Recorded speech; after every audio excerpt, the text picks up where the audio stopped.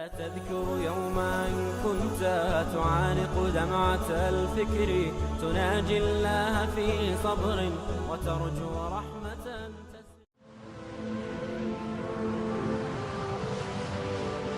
حضرت عمر رضی اللہ تعالیٰ عنہ جب ایمان لائے تو آپ نے ایک ایک کافر کے گھر کے دروازے پہ کھڑے ہو کے کہا کہ تم کمزوروں کو مارتے تھے، میں تمہیں بتانے آیا ہوں میں محمد عربی کا نوکر بن گیا۔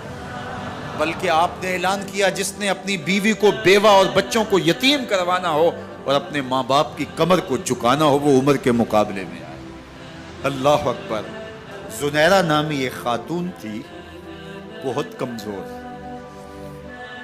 راوی کہتا ہے کہ اس کی ہڈیوں میں گودا نہیں تھا، عشق رسول تھا، اور اس کا ظالم آقا اس کو مارتا ہے، اور جب مار مار کے تھک جاتا ہے ادھر سے عمر آ رہے ہیں، یہ اسلام لانے کے پہلے کی کہانی ہے، ادھر سے عمر آ رہے ہیں تو اس نے کہا عمر تم جوان آدمی ہو تو یہ چھوڑتی نہیں ہے اپنے نبی کا نام، ذرا تم آؤ۔ عمر کوڑا پکڑ لیتے اسے مارتے مارتے تھک جاتے ہیں تو پانی پینے لگتے ہیں، تو کہتے ہیں مجھے تیرے پہ ترس نہیں آیا لیکن میں ذرا پانی پینے لگا ہوں، اور پھر گلے کے اندر ڈال کر کے کوڑا اور اس کی رسی کو بل دیتے ہیں اور اس کی آنکھیں باہر نکل آتی ہیں اور کہتے ہیں بلا اپنے نبی کو جو تیری آنکھوں کی بینائی واپس کرے۔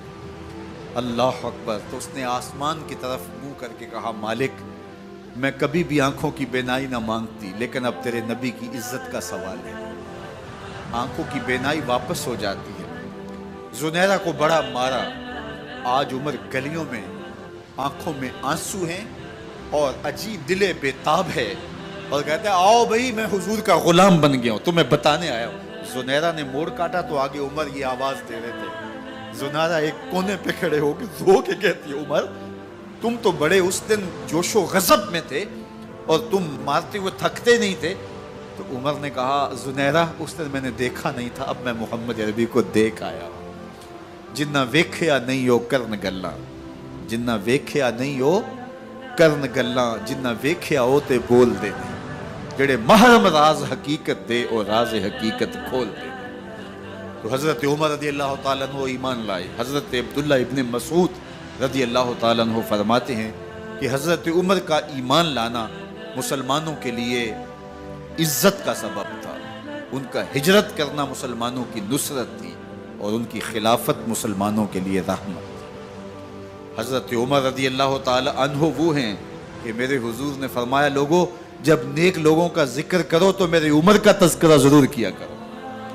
میرا عمر وہ ہے کہ جب وہ ایک سمت سے آ رہا ہو، ایک گلی اور بازار سے آ رہا ہو تو شیطان بھی آ رہا ہو عمر کو دیکھ کے راستہ تبدیل کر لیتا ہے۔ حضرت عمر رضی اللہ تعالی عنہ کی طبیعت کے اندر جو جاہ و جلال تھا، طبیعت کے اندر جو سختی تھی، وہ اسلام کے اندر آ کر بھی قائم رہی، اور آپ نے وہی سختی وہی جاہ و جلال جو پہلے مسلمانوں کے خلاف تھا اب کفار کے خلاف، منافقین کے خلاف حضرت عمر کی طبیعت کے اندر وہ جوش و خروش بدستور موجود ہے۔ لیکن جس دن آپ خلیفہ بنے تو اس دن آپ نے ممبر پہ چڑھ کے جو خطبہ دیا اس میں کہا لوگوں میں سخت اس لیے تھا کہ رسول اللہ نرم تھے، پھر میں سخت اس لیے تھا کہ حضرت ابوبکر صدیق نرم تھے، اب میں تخت خلافت پہ بیٹھا ہوں، اب میری سختی جو ہے وہ نرمی میں تبدیل ہو گئی، صرف فاسقوں فاجروں اور باغیوں کے لیے میں سخت ہوں، باقی تمہارے لیے نرم ہوں۔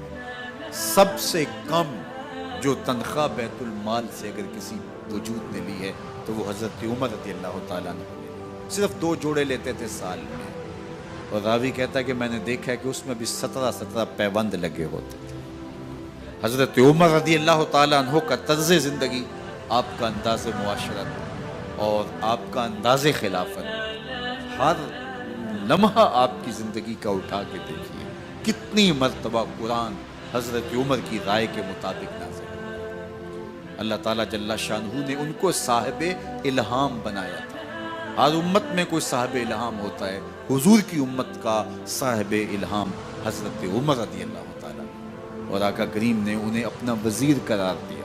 فرمایا میرے 2 وزیر آسمانوں میں ہیں، 2 وزیر زمینوں میں ہیں۔ آسمانوں کے وزیر جبرائیل اور میکائیل ہیں اور زمین کے وزیر ابو بکر اور عمر ہیں۔ رضی اللہ تعالی عنہما۔ ایک دن حضرت عمر بیٹھ کے رو رہے تھے، تو کسی نے کہا حضرت رو کیوں رہے ہیں؟ فرمایا کہ میں اس لیے رو رہا ہوں کہ فلاں پل سے بکریاں گزری ہیں، تو پل کے اندر شکستگی تھی، ٹوٹا ہوا تھا پل درمیان میں، اس میں ایک بکری کی ٹانگ ٹوٹ گئی ہے، تو میں ڈرتا ہوں کہ میرا رب یہ نہ پوچھے کہ عمر تو نے پل صحیح تعمیر نہیں کروائے تھے کہ ایک بکری کی ٹانگ کیوں ٹوٹی ہے۔ یہ ہیں حضرت عمر رضی اللہ تعالی عنہ۔ اللہ اکبر۔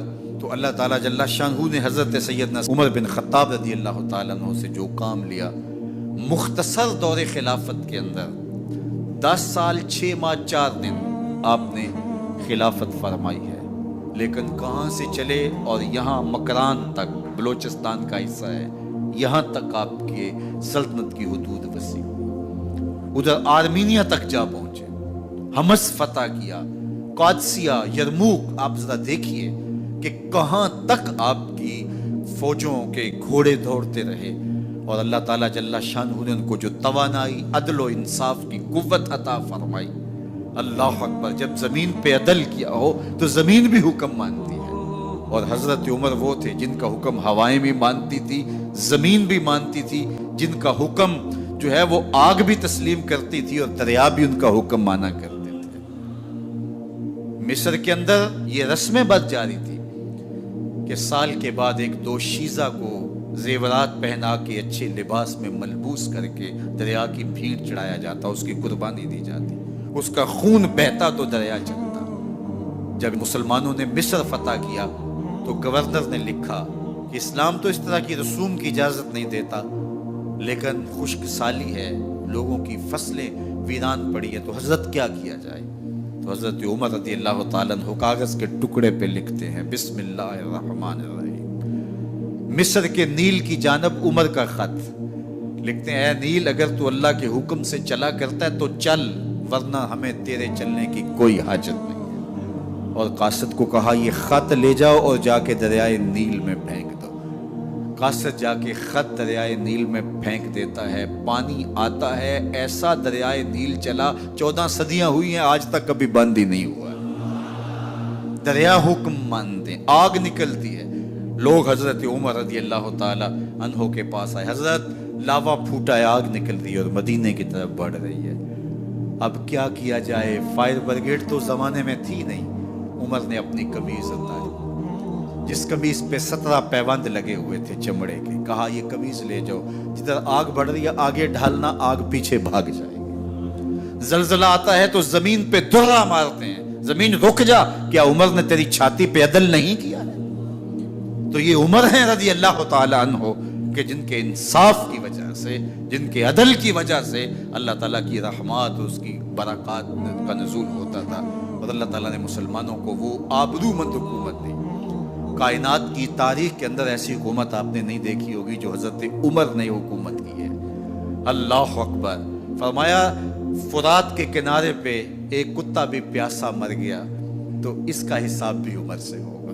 باہر سے سفیر آتا ہے اور آ کے پوچھتا ہے کہ میں امیر المومنین کے، مسلمانوں کے حکمران کے محل میں جانا ہے، تو مسکرا کے کہتے ہیں ہمارے امیر کا تو کوئی محل نہیں ہے۔ کہا کہاں ہے تمہارا امیر؟ کہا مسجد نبوی میں ہوگا یا بیت المال کی اونٹوں کی دیکھ بھال میں لگا ہوگا۔ وہ جب گئے تو مسجد میں نہیں ہے، اللہ اکبر، وہاں گئے تو وہاں بھی نہیں ہے۔ پھر کیا دیکھتے ہیں کہ عمر رضی اللہ تعالی عنہ جنت البقیع کے پاس ایک درخت کے نیچے اینٹ کا سرانہ رکھ کے سوئے ہوئے، تو اس نے کہا عمر تو نے عدل کیا ہے، تجھے کچی اینٹ پہ بھی نیند آ گئی، ہمارے حکمرانوں نے انصاف نہیں کیا، اور وہ بند اور محفوظ کمروں کے اندر بھی سکون اور چین کی نہیں سو سکتے۔ حضرت سیدنا عمر رضی اللہ تعالیٰ عنہ نے اس طرح ان امور سلطنت نبھائے۔ آپ دن کو لوگوں کی دیکھ بھالی کرتے، لوگوں کی ضروریات سنتے سمجھتے، اور جب رات پڑتی لوگ سو جاتے، عمر مدینے کی گلیوں میں پہرا دیتے۔ کائنات نے کوئی ایسا بھی حکمران دیکھا ہوگا؟ اللہ اکبر۔ وہ مجاہد جو مختلف محاذات پہ گئے ہوئے ہوتے، ان کے گھروں کی دیکھ بھالی کرتے، ان کی ضروریات کا خیال رکھتے، ان کی آبرو کا پہرا دیتے۔ راتوں کی تنہائیوں کے اندر حضرت عمر اٹھتے اور جا کے گشت کرتے، چکر لگاتے، دیکھتے کوئی آنکھ پر نم نہ ہو، مفلسی کا کسی گھر میں ماتم نہ ہو۔